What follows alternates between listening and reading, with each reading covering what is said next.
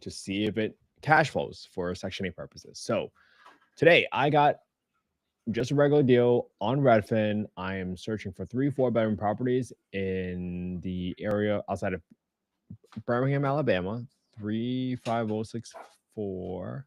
And I saw that this property, it's near kind of one of my rental properties. So I figured, hey, let's see what's going on in this market. So this property is on 114 60th Street, Fairfield, Alabama, 35064. And you see that they probably, I mean, they did a really nice job renovating, but I think they might have over renovated, to be honest with you. But let's see, just like new total renovated for 3 bedroom, 2 car garage. Interesting. Oh, that's all the way in the back. So what's this space? Been on the market for 105 days, so this tells me it's not getting any bites. Let's see what's happening with the price history. I'm not seeing anything, so they haven't dropped the price or anything, so they're not getting any takers. Interesting. So let's think about it. So for this property, let's look at a few things. The first thing I typically do to get the rents is that I look at the HUD FMR. And I am going to pull up the top link right here. FMR stands for Fair Market Rents. And when I click on Access to Small Area FMRs, you're going to see this area where it says Look Up FY 2025, Small Area FMRs. Then I'm going to click on State, and I'm going to click on the county, which is Jefferson County. And you can see that the rent ceiling for 35064, excuse me, is 1450. Great. Let me put that in 1450. 1450. And the rent ceiling for a 4 bedroom is 1640. Great. So even though it went up, you have to remember that this is Jefferson County. And I'm just writing down all these numbers because my partners already know how I analyze deals. So this is the fastest way for me to kind of go through it. Now, this property, now that I see this is the rent ceiling, you have to go get the market rent now. Because guess what? The housing authority or the public housing authority, PHA, is going to determine whether the rent that you're charging to the tenant is a reasonable rent in comparison to rent for other comparable unassessed units. And this is the exact terminology in section 2.2 of the Housing Choice Voucher Program Guidebook. Housing Choice Voucher is what was previously known as Section 8, right? They rebranded it to Housing Choice Voucher from Section 8 because of all the negative connotations that were associated with it. But this essentially tells you that you can't charge more rent to someone simply because they're a voucher holder, right? So obviously the size, unit type matters, but in general, this is for 25 units for 3 bedrooms right within a 1.2 mile radius. So chances are this is pretty strong. I mean, the quality and finishes might be a little different, but pay attention to it. So at 1,089, that is much lower than the 1420 that we saw, the 1450 that we saw earlier. So guess what? You would be gravely mistaken if you decided to do 1450 because that's not going to be the rent you get. Because for 1450, if you don't include utilities, you have to subtract the utility allowances from that maximum rent.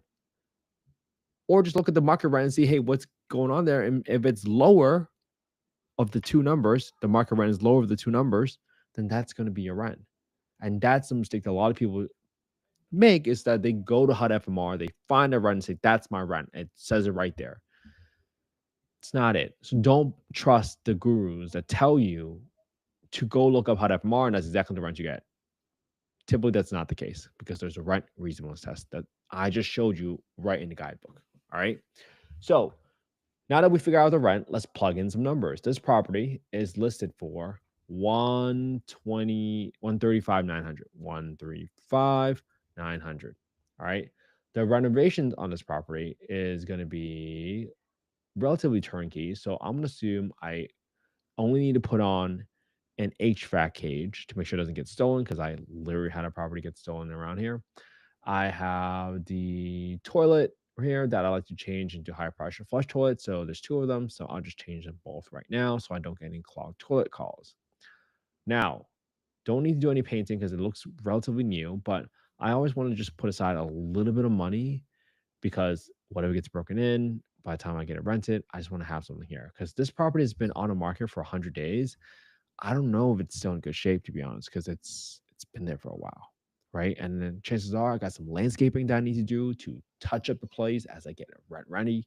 So that's going to cost me a little bit of money plus some utilities. And then I don't know if they replace the entire roof, so I'm going to put aside $1,500 to replace the roof or patch any of parts of the roof, right? I'm not saying it's a full roof replacement, but I'll set aside some money for that. So with that said, that gives me a total rehab. This is multiplied by 3, so it's 5,600. Great. I mean, I don't think I'll get to that amount. I really don't. So I'll actually probably just lower it a little bit. So let me go to like 100 touch square feet touch and paint. But 4,900. Great. That makes me feel a little bit better because I don't think it's more. It can't be more than that for a turnkey property, right? Taxes. Let's go get that from my reference calculator. 103 and 105 for my insurance. So I'll do 103.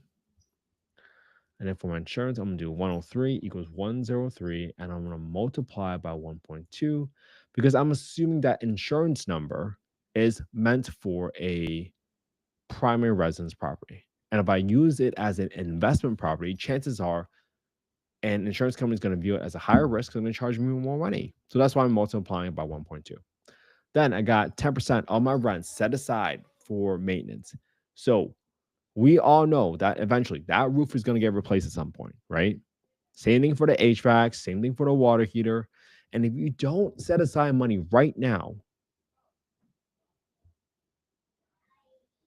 for the expenses that you know are coming your way, especially if you're a long-term buy and hold investor, guess what?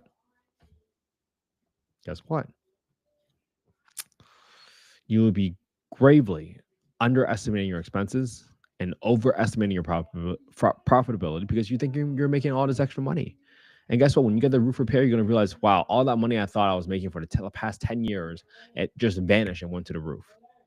Don't be that person, and don't trust anyone that says, oh, this is a turnkey property. There's no maintenance. It's just the cash flow is my rent minus my principal, interest, taxes, insurance, my PITI.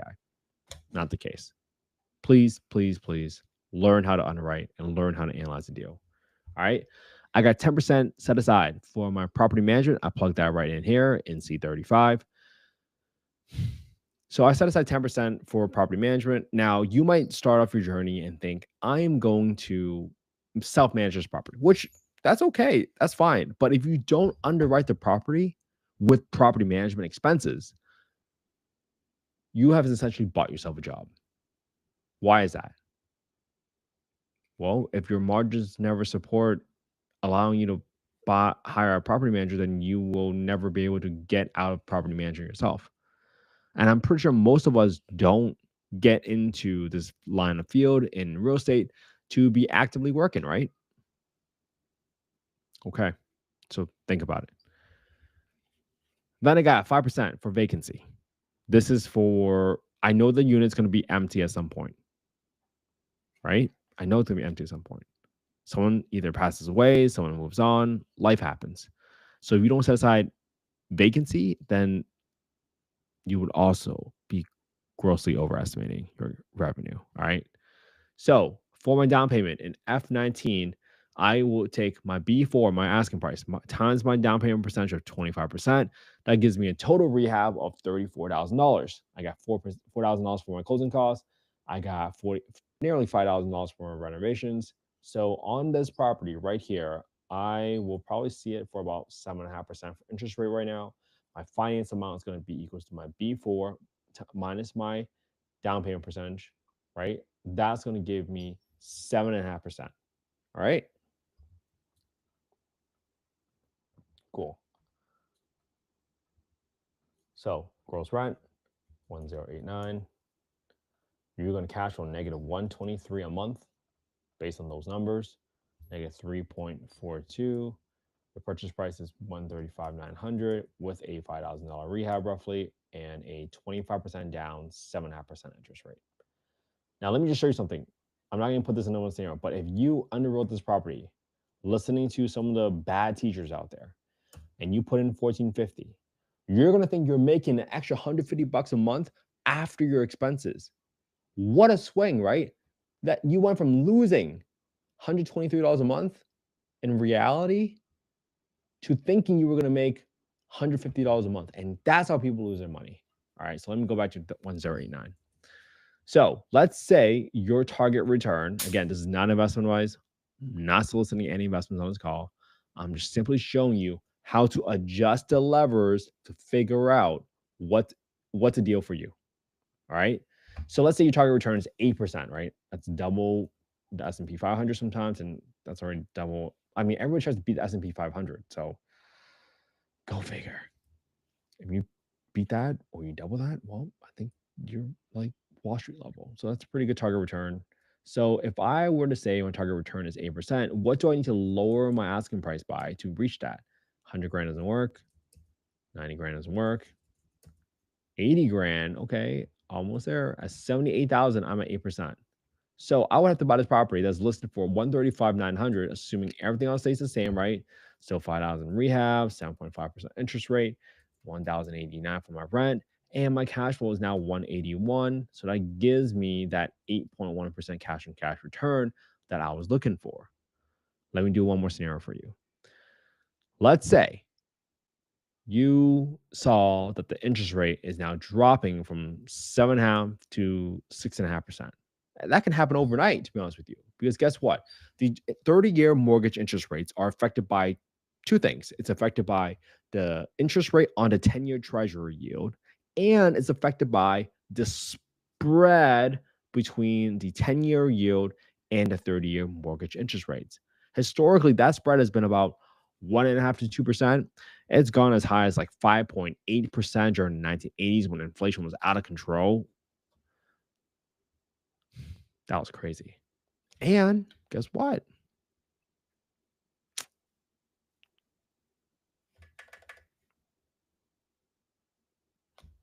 Right now, it's probably closer to about 3%. But if that spread narrows by half a point and a 10-year yield drops by half a point, guess what? That can happen overnight. You can have a 1-point drop in interest rate. So pay very closely. Pay attention very closely. So if that dropped 1 point, this $78,000 purchase price from the last scenario automatically goes up to 9.9%. So this means that I can increase my asking price from 78 to 85 grand and still get close to my 8% target return. So just like that, right? If overnight interest rate drop from 7.5 to 6.5%, assuming you're still 25% down, same rehab, same rent for a 3-bedroom, not a 4, and you will be cash flowing 187 a month right now with a 7.8% return. So pay attention to what's happening. Don't just read the headline news. Follow what the 10-year yield is doing. All right. I'll do one more scenario just for fun. Let's say you get in a property and you realize, wow, they did a great job renovating a property, but they did a terrible job with the floors, and it's not uneven. It's totally uneven because they didn't do the subfloor correctly. They just did a top layer, or there's cracks in the roof because they did everything cosmetic and they didn't address any of the big items like the roof. So now your rehab tripled to 14,760. Guess what? Your cash dropped, even though it's still 6.5% loan from the last scenario. So now you might go to 75 grand just to get back to the 8% at 7.9%. So don't panic, right? Don't panic. Just because your rehab tripled, you just say, hey, from the last scenario, you were offering 85 grand, a 6.5% interest rate. You might say, hey, Mr. or Mrs. Seller, I can't pay you 85 anymore because the rehab tripled. So I would like a $10,000 credit if you want to proceed with this deal. Otherwise, I'll just leave escrow and blah, blah, blah, blah, blah. And chances are maybe you have to leverage, and chances are maybe the seller wants to get rid of it. That's something for you to decide. That's something for you to decide. All right. I hope this was helpful, everybody. Again, my hope is that you copy what I did today, right? Analyze the same deal that I analyzed today is right on the market. I didn't make it up. And use the same spreadsheet. If you go to affordablehousing.io, go to the Get Deal Analysis tool, plug in your name, email your phone number. That's the fastest way for you to get a copy of the spreadsheet. I really hope you start your own YouTube channel, because at some point, someone's going to ask you, hey, why do you think this is a deal? And I hope that you recognize that it's a deal by telling them, hey, I know this deal because I've been looking at properties for the past 609 days. Might that give you some confidence that you know what you're doing? I certainly hope so. And you have questions, right? DM me anytime at Kent Fahey, and I'll share a little bit more secret with all of you. The reason I changed my handle to Kent Fahey to my full name, one of the reasons is there's a new term called generative engine optimization. Not search engine optimization, but there's generative engine optimization. So why do you want to know that? You want to start using your name and associating that with your own niche. Why do you want to do that? Because guess what? If you knew that 20 years ago, that how valuable showing up on page one of Google was, would you take as much action as possible to get on that first page right now? I certainly hope so. So start posting content, start associating your full name, because just imagine yourself showing up in the search results and say, hey, my name is blah, blah, blah. Who is the top person in real estate to learn from? And blah, blah, blah.